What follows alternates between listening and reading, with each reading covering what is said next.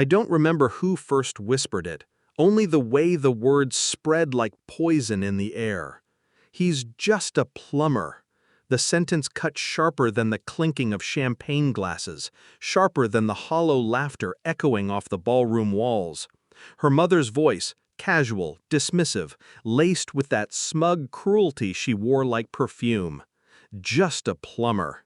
I stood there in the tailored suit she insisted I wear, the knot of my tie choking me tighter with every syllable. I didn't flinch, not outwardly. My face stayed still, practiced, unreadable. But inside, something shifted, a tremor, a fracture no one else heard. Then it came, the shout. "Holy shit, he's on the news!" A guest's voice, startled, too loud. Heads turned toward the massive screen in the corner of the hall, where the live feed from a muted television played. Faces bathed in the glow. My name scrolled across the bottom in bold letters. Her father's glass slipped, shattered on marble. The room fell into silence so thick I could taste it. And I didn't move, because I had been waiting for this. They had painted me small, insignificant, a man who fixed leaking pipes, unclogged drains, tracked mud into houses too clean for hands like mine. That was the story her family carried like scripture, whispered behind closed doors, smirking as they did. I let them. I even played along. It was easier that way, easier to listen than to correct, easier to stay quiet than to tell the truth. My wife knew what I really was. At least, I thought she did. At least, I thought she saw me.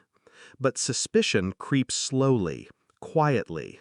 First, it was the late-night phone call she took in the kitchen, her voice low, her laughter a little too bright. Then it was the hotel receipt buried in her bag, disguised as a work expense. I didn't accuse, I didn't rage, I simply noted, like I always do. And beneath her mother's disdain, beneath her father's condescension, I began to hear something else, something darker, a pattern. The conversations that stopped when I entered the room, the text messages that disappeared from her phone, the way she looked at me, sometimes with pity, sometimes with contempt. Not the look of a wife, the look of someone rehearsing goodbye. So I moved quietly, numbers written down, times logged, her patterns mapped in silence.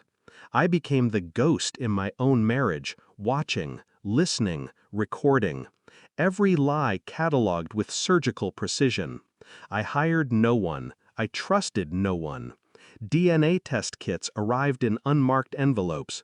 I slipped toothbrushes into plastic bags, sealed strands of hair between wax paper. The kind of work that requires patience, discipline, detachment. I excel at detachment. By day, I remained the man they mocked, the plumber. Hands rough, back bent, smile polite. By night, I pieced together the truth, thread by thread. And the truth began to take shape. She wasn't just unfaithful, no, she was careful, strategic. Her betrayal woven into family dinners, weekend trips, late nights at the office. But even careful people leave cracks. An email not fully deleted, a hotel booking under her maiden name, the faint trace of a man's cologne on her scarf. Every discovery added weight to the silence between us, a silence I fed, nurtured, sharpened. And through it all, I remained calm, because rage wastes energy, and I was saving mine. The results arrived on a cold morning, a thin envelope, clinical in its simplicity. I slid it open with the precision of a surgeon. The DNA did not match.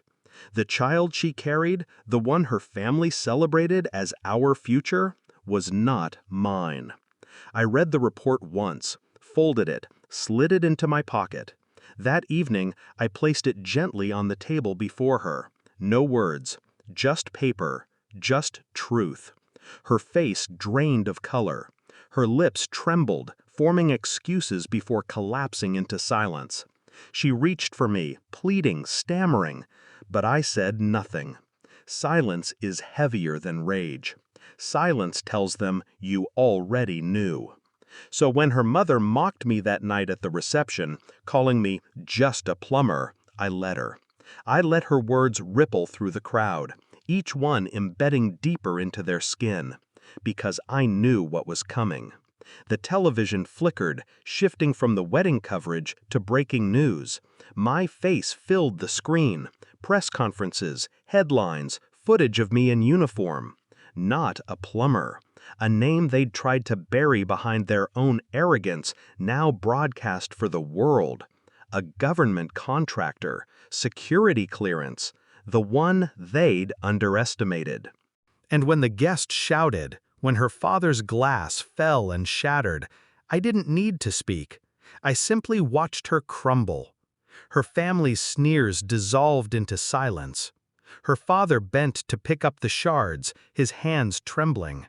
Her mother's face twisted, searching for something, an excuse, a way out, but finding nothing. And she, my wife, looked at me with the hollow recognition of someone who finally understood what it means to be seen. I walked away before the applause, before the whispers turned to questions, before the shame devoured them whole. The truth doesn't need witnesses. It only needs to be revealed.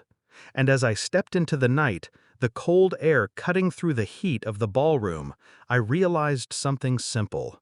I hadn't lost. I hadn't been small. I had only been patient.